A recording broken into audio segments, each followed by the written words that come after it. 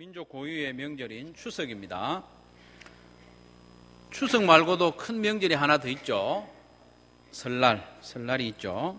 여러분은 설날과 추석 가운데 어느 명절이 더 크다고 생각하십니까?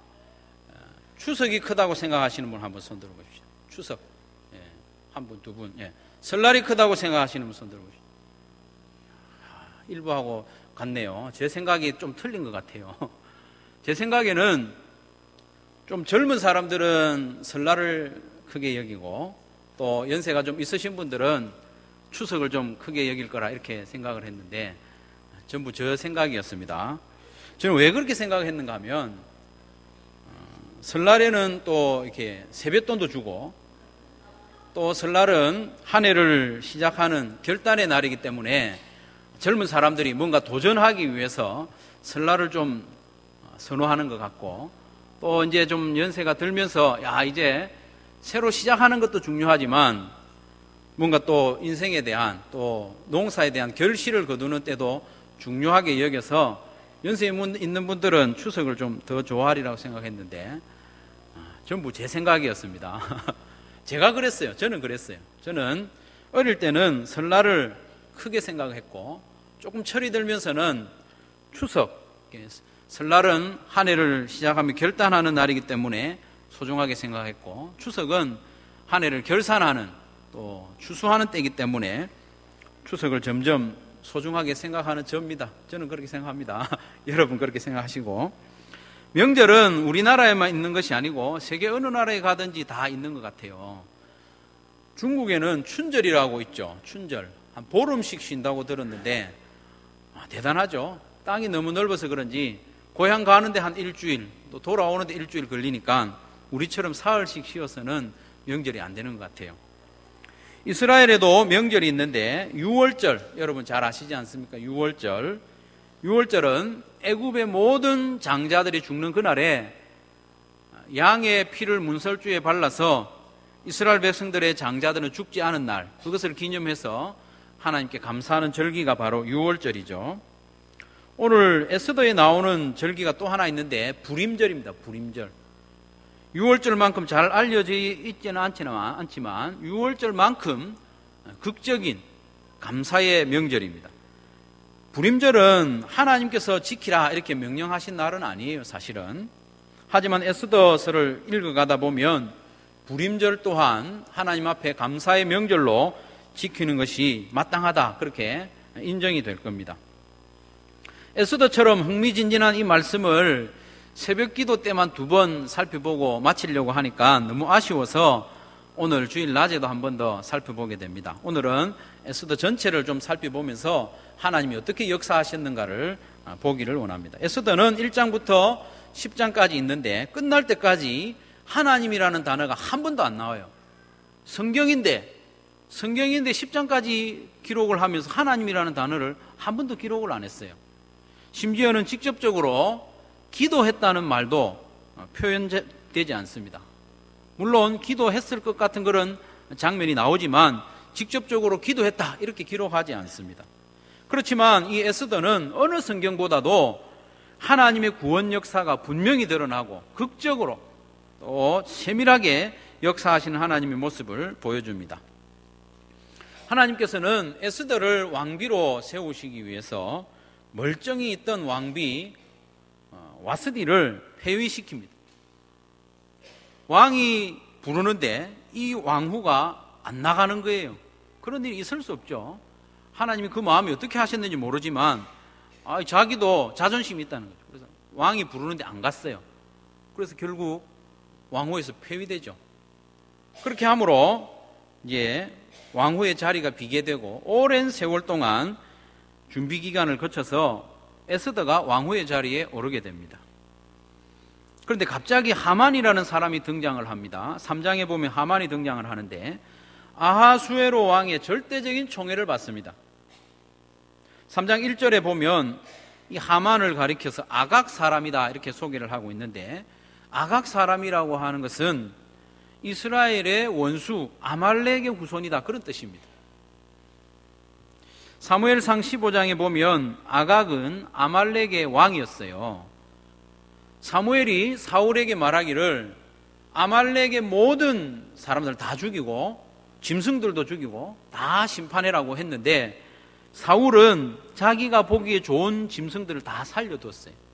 나중에 물으니까 하나님께 제사 드리려고 그랬다. 그리고 꼭 죽여야만 했던 그 아말렉의 아각 왕을 살려둔 거예요. 그래서 사무엘이 와서 책망하고 그 자리에서 아각 왕을 단호하게 죽인 것을 사무엘상 15장에 기록을 하고 있죠. 아말렉의 왕 아각을 반드시 죽여야 했던 이유는 출애굽 때로부터 거슬러 올라갑니다.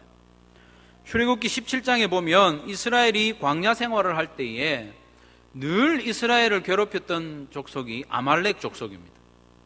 뒤에 처진 사람, 뒤에 남아있는 사람 뒤에서 공격하고 또 수시로 이스라엘과 전쟁을 하고 특별히 여호수아가 군대를 모아서 전쟁을 했던 족속이 바로 아말렉 족속입니다. 그래서 출애굽기 17장 16절에 보면 하나님께서 친히 말씀하시기를 이르시되 여호와께서 맹세하시기를 여호와가 아말렉과 더불어 대대로 싸우리라 하셨다 하라 했습니다. 아말렉은 이스라엘과 원수로 지낼 수밖에 없습니다. 그렇기 때문에 아말렉도 대대로 이스라엘을 원수로 생각했습니다. 이런 역사적인 배경을 가진 아말렉의 후손 하만이 권세를 점점 얻게 되는 것이죠. 그런데 궁궐직이 모르드게가 하만에게 인사를 안 하는 거예요. 에스더 3장 1절과 2절을 같이 한번 읽어봅시다. 3장 1절과 2절입니다. 시작.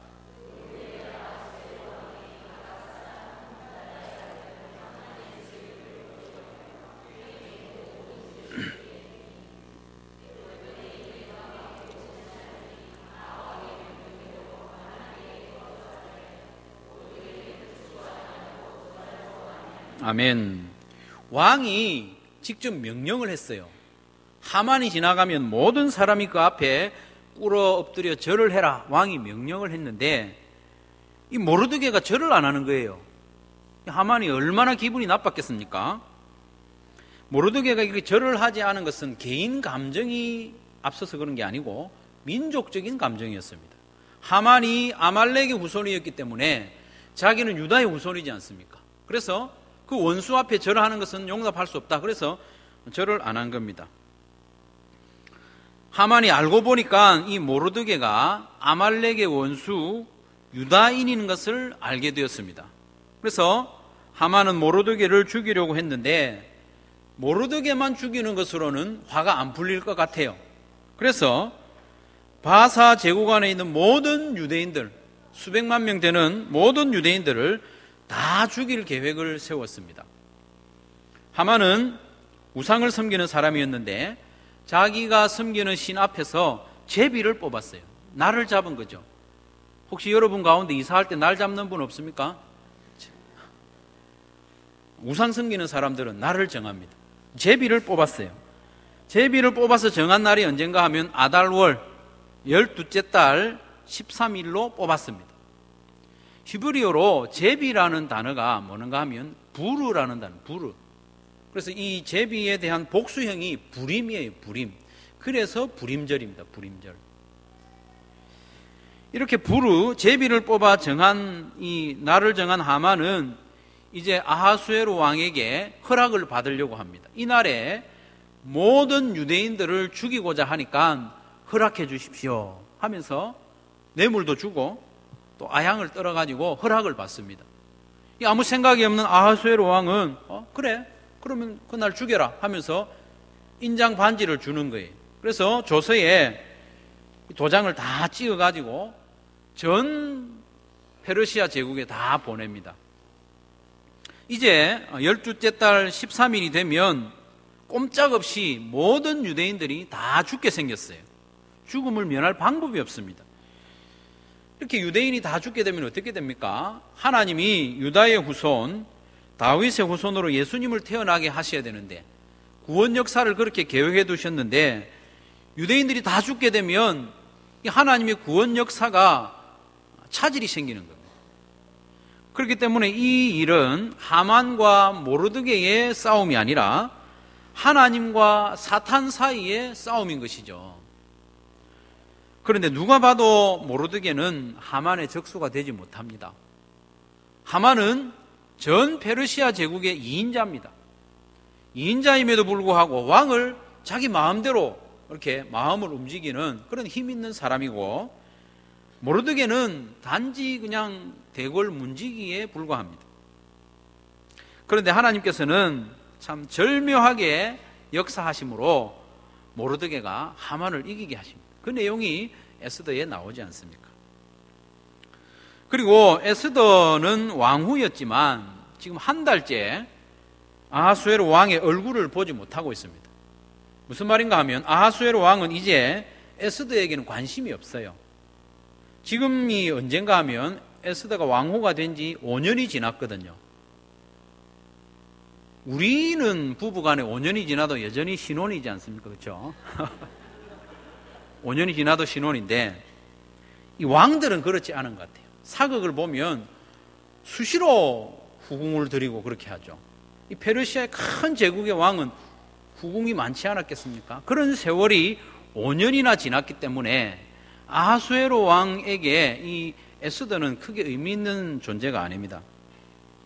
그리고 왕후였지만 에스더는 왕이 부르지도 않았는데 나갔을 경우에 죽음을 면치 못하는 것이죠.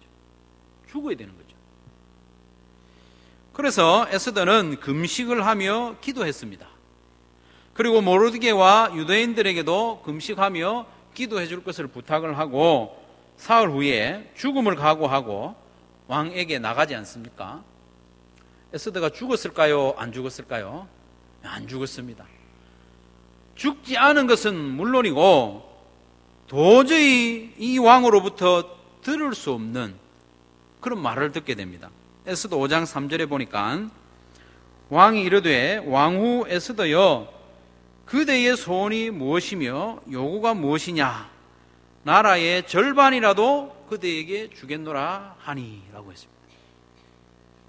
아하수에로 왕이요 평소에는 찾지도 않았는데 이날 갑자기 얼굴을 보고 사랑하는 마음이 생겨가지고 나라의 절반이라도 주겠다 이렇게 했습니다. 이 말이 왕의 진심이었을까요?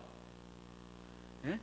이 말을 들은 에스더가 지도를 쫙 펴놓고 와 고맙습니다. 이 나라를 이렇게 쪼개가지고 절반을 저에게 주십시오 했으면 아하수에로 왕이 줬을까요? 그건 장담은 못하겠는데 어쨌든 이 아하수에로 말이 거짓이 아니고 진심이었던 것은 사실입니다. 진심이었어요. 왜냐하면 에스더 성경을 쭉 읽어가다 보면 수시로 아하수에로 왕이 에스더에게 묻습니다. 그대의 소원이 무엇이냐? 빨리 말해라. 내가 들어줄게. 5장 3절에서 그렇게 하고 또 5장 6절에 가도 그런 말을 하고요. 7장 2절에 가서도 그런 말을 합니다. 특별히 오늘 본문 바로 뒤에 나오는 9장 12절에 보면요. 또 그런 말을 합니다. 그대의 소원이 무엇이냐? 나라의 절반이라도 주겠다 하는 것이죠. 그런데 9장 12절은요. 처음에 이 소원을 말하라고 한 때로부터 한 10달이나 지난 때예요. 10달이나 지났는데도 불구하고 아하수에로 왕이 에스더를 따라다니면서 그대의 소원이 무엇이냐 말을 해라. 나라의 절반이라도 주겠다 하는 것은 이 말이 빈말이 아니라는 것입니다. 이것을 보면서 하나님의 마음, 하나님의 능력을 보게 됩니다. 하나님은 왕의 마음을 마음대로 움직이십니다. 방금 전까지만 해도 에스더에게 전혀 관심이 없었는데 하나님이 왕의 마음을 움직이니까 나라의 절반이라도 주고 싶은 마음이 생긴 것입니다. 사랑하는 성도 여러분, 우리 주위에는 권세자들도 많이 있고 우리를 마음대로 움직이는 그런 힘 있는 사람들이 많이 있지만 사실은 그들이 나를 움직이는 것이 아니고 하나님이 그 사람들의 마음을 움직이는 것을 믿으시기를 바랍니다. 그렇기 때문에 우리 주위에 있는 권세자들을 우리의 상관들을 두려워할 것이 아니라 전능하신 하나님, 그래도 승리하시는 하나님, 왕의 마음까지도 이렇게 마음대로 움직이는 하나님을 두려워하고 하나님 두려워하는 의지하는 성도들이 다 되시기를 주님의 이름으로 축원합니다. 에스더는 소원이 무엇이냐 묻는 이 왕에게 엉뚱한 대답을 합니다. 오늘 밤에 왕을 위하여 잔치를 열 테니까 왕이 하만과 함께 좀 꼭 잔치에 오십시오. 그렇게 부탁을 합니다. 그 잔치가 마쳤어요. 그 잔치를 마치고 집으로 돌아가는 하만의 마음은 너무 기뻤고 발걸음이 너무 가벼웠어요. 하늘을 나는 것 같아요. 아하수에로 왕도 자기를 총애하고 또 왕후도 자기만 잔치에 부른 거예요. 그 어느 신하도 왕후의 잔치에 나간 사람이 없는데 자기만 초대를 받아 나갔으니 얼마나 마음이 기뻤겠습니까? 그래서 결심합니다. 무슨 결심을 하는가 하면 내일 모르드게를 나무에 매달아 죽이리라. 자기가 제비를 뽑아 받아 놓은 그 날은 아직까지 한 10달이나 남아 있거든요.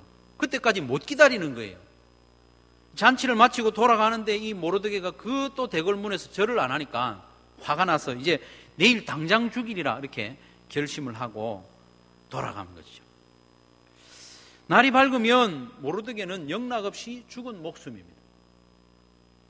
죽을 수밖에 없어요. 그런데 이날 밤에 또 하나님이 일하시는 거예요. 6장 1절에 보면 그날 밤에 왕이 잠이 안 왔다고 그럽니다. 잔치를 마치고 돌아온 그날 밤이죠. 하나님이 일하시기 시작합니다. 왕은 에스더가 베푼 잔치에 가서 술을 많이 마셨어요. 그리고 유흥도 많이 즐겼기 때문에 피곤하지 않겠습니까? 피곤하면 집에 돌아와서 누우면 바로 잠이 들어야 되는데 잠이 안 오는 거예요. 피곤한 왕이 잠이 오지 않는 것보다도 더 놀라운 일이 벌어집니다. 그렇게도 술을 좋아하고 놀기 좋아하는 이 아하수에로 왕이 갑자기 신하들을 시켜가지고 역대 일기를 가져다가 읽으라는 것이죠. 이게 무슨 큰일이냐 싶겠지만 참 놀라운 일입니다, 여러분. 아하수에로는 결코 이 밤에까지 국정을 돌볼 사람이 아닙니다. 역대 일기를 읽으면서 국정을 살필 사람이 아닙니다. 에스더 1장 4절 이하의 말씀에 보면 아하수에로는 온 나라의 관리들을 불러 모아가지고 잔치를 했는데 자그마치 며칠 동안 잔치를 했는가 하면 180일 동안 잔치를 했어요. 180일 동안 반년 동안 나라의 관리들을 불러 모아놓고 날마다 술 먹고 놀기 좋아하는 왕이 누구냐 하면 이 아하수에로 왕입니다. 그리고 이 아하수에로 왕은 하만이 한 민족을 몽땅 죽입시다 이렇게 이야기할 때 자세히 살펴보지도 않았어요. 한 민족을 몽땅 죽이는 것은 자기에게도 손해거든요. 얼마나 많은 노동력이 상실됩니까? 그렇게 부탁했을 때도 금세 인장반지를 빼줘가지고 죽이도록 허락한 사람이 바로 이 아하수에로 왕입니다. 이런 사람이 야밤에 역대 일기를 가져다가 읽으라고 하면서 국정을 살피는 일은 절대로 일어날 수 없는 일입니다. 이건 누가 하셨어요? 하나님이 하셨어요. 잠이 안 오게 한 것도 하나님이시고 또 하필이면 이날에 역대 일기를 가져다가 읽으라고 마음을 주신 분도 우리 하나님이시죠. 더 놀라운 것은 마침 신하가 가져다가 읽은 이 일기는 5년 전에 한날에 있었던 사건을 읽게 됩니다. 5년 전에 어떤 일이 있었는가 하면 내시들이 왕을 암살하려는 음모를 꾸미죠. 그것을 모르드게가 듣고 그것을 왕에게 알려서 왕의 생명을 살린 날이 있었어요. 그것을 기록을 해둔 거죠. 5년이면 몇 날입니까? 1000날이 더 되죠. 5, 3, 15 1000날이 훨씬 되는데 그 많은 일기 중에 하나를 뽑아가지고 읽었는데 그날 있었던 일을 읽은 거예요. 누가 이렇게 하셨어요? 하나님이 하셨어요. 또 놀라운 것은 뭐냐 하면 아하수에로 왕이 그날에 자기 생명을 건져준 모르드게에게 아무런 상도 안 내린 겁니다. 만약에 그날에 상을 내렸다면 그런 일이 있었구나 하고 지나갈 것인데 아하수에로 왕이 물어보니까 그날에 상을 전혀 안 내린 거예요. 모르드게에게. 그래서 이 일기를 들은 아하수에로 왕이 오늘이라도 이제라도 이제 상을 내려야 되겠다. 무슨 상을 줄까 이렇게 생각을 하는데 마땅한 게 생각이 안 나요. 그때 마침 뜰에 누가 와 있었는가 하면 누가 와 있을게요? 예? 하만이 와 있어요. 하만이 모르드게를 죽이고 싶어가지고 날이 밝지도 않았는데 빨리 가서 왕에게 허락받아야지 하면서 이 왕의 뜰에 와가지고 서성거리고 있는 거예요. 왕이 불러드렸습니다. 야, 내가 존귀하게 하고 싶은 사람이 있는데 어떻게 하면 되겠냐 물었어요. 하만에게. 하만이 생각합니다. 뭐라고 생각했겠습니까? 이야, 이 왕이 존귀하게 하려는 사람이 나 말고 누가 있겠나? 그래서 하는 말이 여기 기록되어 있는데 6장 9절에 기록이 되어 있습니다. 6장 9절 우리 같이 한번 읽겠습니다. 시작.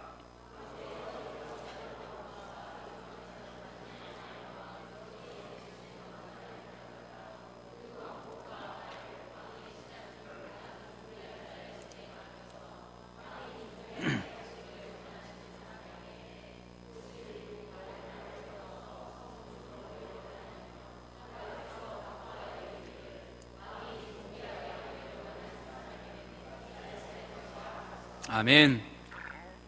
자기한테 주는 상 아니라고 이렇게 대충 읽어도 됩니까? 하만이 이렇게 왕에게 말을 하니까 왕이 뭐라고 대답하는가 하면 아, 그래 좋다. 너 지금 가서 모르드게에게 그대로 해라. 그대로 하되 네가 한 말 중에 조금도 빠짐이 없이 그대로 하라는 것이죠. 성도 여러분, 유다인의 원수 하만은 모르드게를 나무에 매달아 죽이려는 그날에 모르드게를 존귀하게 하는 앞잡이가 된 것입니다. 모르드게는 말 위에 타고 있고 왕복을 입고 있고 자기는 말을 끌면서 외치면서 다니는 거예요. 이거 누가 하셨습니까? 우리 하나님이 하셨습니다. 하나님의 절묘한 구원 역사는 여기에서 그치지 않습니다. 하만이 모르드게를 존귀하게 한 그날 모르드게를 매달려고 준비해 두었던 그 25m나 되는 나무에 하만이 매달려 죽게 됩니다. 하나님은 반전의 하나님이시고 역전의 하나님이십니다. 그리고 아말렉 사람 하만이 유다인을 몰살하기 위해서 제비를 뽑은 그날 12째 달 13일에 유다인의 대적들을 모두 죽이도록 조서가 다시 전국에 반포가 되는 것이죠. 유다인들이 몰살할 죽음의 그 날 12째 달 13일이 승리의 날, 생명의 날로 변한 것입니다. 이날에 하만의 10아들은 다 죽임을 당했고 그 다음 날 모두 나무에 매달려서 저주거리가 되게 하신 것입니다. 우리 하나님이 아말렉과 대대로 싸우리라고 말씀하셨기 때문에 하나님이 행하신 일입니다. 이 놀라운 하나님의 구원의 역사를 기념하여 매년 이날에 명절로 지켰는데 에스더와 모르드게가 그렇게 하도록 명한 것이죠. 이날이 바로 불임절입니다. 불임절. 사랑하는 성도 여러분, 이 사건은 에스더와 모르드게가 하만을 이긴 사건이 아닙니다. 하나님이 사탄을 이긴 사건입니다. 인류의 역사와 성경의 역사는 사단에 대한 하나님의 승리의 역사입니다. 사탄은 기회만 있으면 사람들을 앞장세워서 하나님께 도전을 했습니다. 때로는 사탄의 계략이 성공하는 듯이 보일 때도 있었습니다. 하만이 아하수에로 왕의 총애를 받을 때만 해도 그렇습니다. 왕의 인장으로 유다인들을 모두 죽일 것을 확정할 때만 해도 사탄이 승리할 것 같습니다. 에스더의 잔치에 초대받은 하만이 집으로 돌아가면서 내일 모르드게를 나무에 달아 죽이리라 결심할 때만 해도 사탄이 이기는 것 같습니다. 그러나 우리 하나님은 이름은 비록 나오지 않지만 보이지 않는 손으로 역사하셨고 절묘하게 하만의 계획을 꺾으시고 유다인을 살려주셨습니다. 역사상 단 한 번도 사탄은 하나님을 이긴 적이 없습니다. 앞으로도 그럴 것입니다. 하나님은 항상 승리하실 줄로 믿으시기를 바랍니다. 그래도 하나님은 승리하실 줄로 믿으시기를 바랍니다. 이 싸움은 계속되었는데 예수님 때까지도 계속되었습니다. 사탄은 예수님이 태어났을 때 죽이려고 했습니다. 헤로드 왕을 동원해서 베들레헴 근처에 있는 모든 남자 아기들을 다 죽였지만 예수님은 죽이지 못했죠. 예수님이 공생애를 시작할 때 40일간 금식하시고 광야에서 사탄에게 시험을 받을 때도 사탄은 예수님을 이기지 못했습니다. 예수님은 번번이 말씀을 인용함으로 사단의 유혹을 이기셨고 승리하셨습니다. 결정적으로 사탄은 예수님을 십자가에 매달아 죽이기만 하면 승리할 것으로 생각했습니다. 그래서 예수님의 제자 가룟 유다에게 예수님을 팔 생각을 집어넣기도 하고, 그래서 유다는 예수님을 은 30에 팔아 넘기기도 했습니다. 그리고 사탄은 종교 지도자들이었던 대제사장들과 장로들을 조종했습니다. 평소에 이 대제사장과 장로들은 총독과 싸우는 관계가 아닙니다. 유다의 총독과 싸우는 관계가 아니라 오히려 총독과 뒷거래를 하면서 자기들의 자리를 지키는 사람들입니다. 그리고 돈을 버는데 혈안이 되었던 사람들이 대제사장과 장로들이었는데 이날에는 달랐어요. 예수님을 재판하는 이날에는 달랐다는 말이죠. 총독 본디오 빌라도는 예수님을 풀어주려고 했습니다. 그런데 대제사장들과 장로들은 극렬하게 반대를 했습니다. 데모를 했습니다. 그래서 결국 빌라도는 예수님을 십자가에 죽이도록 하는 판결을 하게 됩니다. 마태복음 27장 26절에 보면 이에 바라바는 그들에게 놓아주고 예수는 채찍질하고 십자가에 못 박히게 넘겨주었다고 했습니다. 총독이 이렇게 판결을 했을 때 장로들과 대제사장을 조종하고 있었던 이 사탄은 얼마나 기뻤겠습니까? 박수를 쳤을 것입니다. 박수를. 야호 하면서 이제 드디어 내가 한번 이기는구나. 통쾌한 마음으로 예수님이 십자가에서 피 흘리며 죽는 모습을 지켜보았습니다. 사탄은 기뻐했습니다. 이제 내가 이겼다. 그러나 우리 예수님은 십자가에서 못 박혀 죽으심으로 사탄을 이기셨습니다.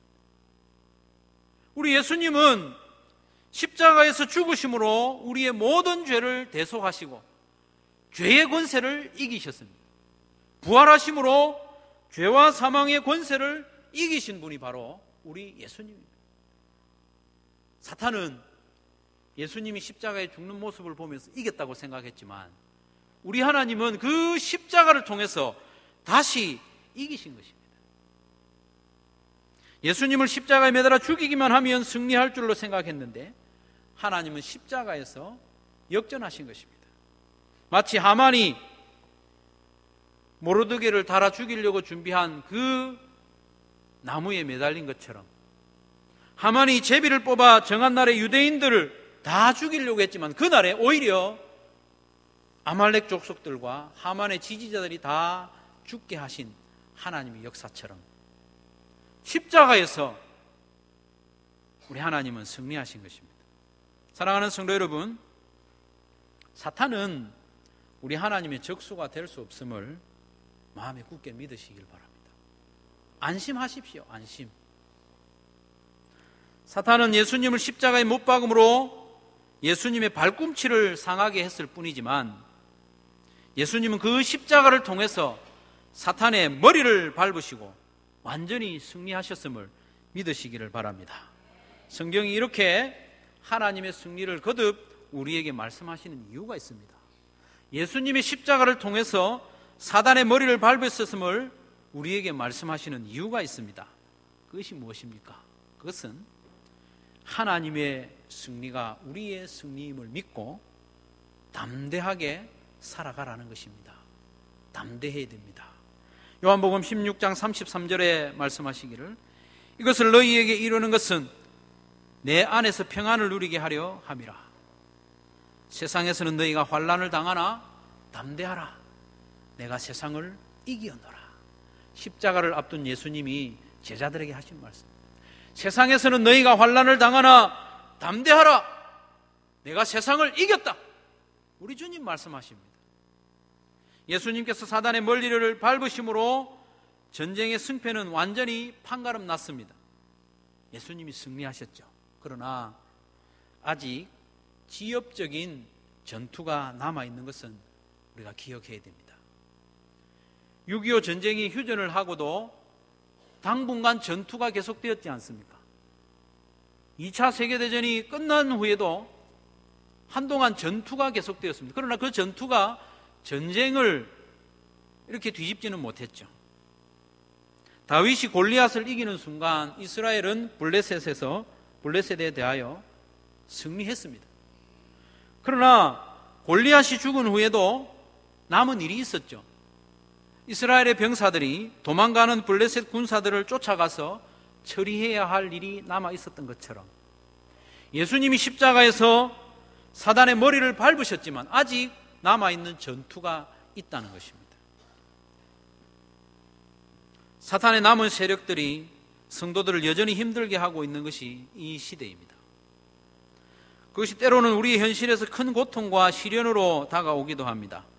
물질적인 큰 어려움, 불신자들의 핍박, 성도로서 정직을 지키는 데 따르는 큰 대가, 오늘과 같은 명절에 믿음을 지키기 어려운 현실, 형편들, 이럴 때에 우리는 하나님의 승리를 기억해야 됩니다. 예수님의 십자가 승리를 기억하고 담대해야 하는 것입니다. 비록 당장에는 손해를 보고 고통을 당할지라도 믿음이 이긴다는 것을 기억해야 됩니다. 심지어 이 땅에서는 내가 죽임을 당할지라도 하나님께서는 승리하셨음을 믿으시기를 바랍니다. 성도 여러분, 죽음은 결코 패배가 아닙니다. 예수님도 죽음으로 승리하신 것을 기억하십시오. 특별히 요한계시록 12장 11절 말씀에 죽음이야말로 승리의 증거라는 것을 말씀하고 있습니다. 또 우리 형제들이 어린 양의 피와 자기들이 증언하는 말씀으로서 그를 이겼으니 그들은 죽기까지 자기들의 생명을 아끼지 아니하였도다. 성도들이 어린 양의 피, 그 주님의 말씀, 그것으로 이겼다고 했는데 이기는 그 과정에 성도들이 죽었다고 했습니다. 믿음을 지키다가 죽는 그것이 승리라고 우리에게 말씀하고 있습니다. 사랑하는 성도 여러분, 이 땅에 살아가는 동안 우리가 누리고자 하는 그 성공과 부귀가 승리의 전리품이 아니라는 것을 마음에 새기시길 바랍니다. 믿음의 승리로 이 땅의 부귀와 성공을 누리려고 하면 안 된다는 것입니다. 오히려 승리하신 하나님의 자녀답게 살아가는 것이 고난과 핍박과 환난 가운데서도 심지어는 죽음의 위협 앞에서도 믿음을 지키는 그것이 승리자의 증거가 되는 것입니다. 사랑하는 성도 여러분, 승리하신 하나님을 높이 찬양하고 그래도 하나님은 승리하실 것을 믿고 하나님의 자녀답게 살아가는 저와 여러분들이 되시기를 주님의 이름으로 축원합니다.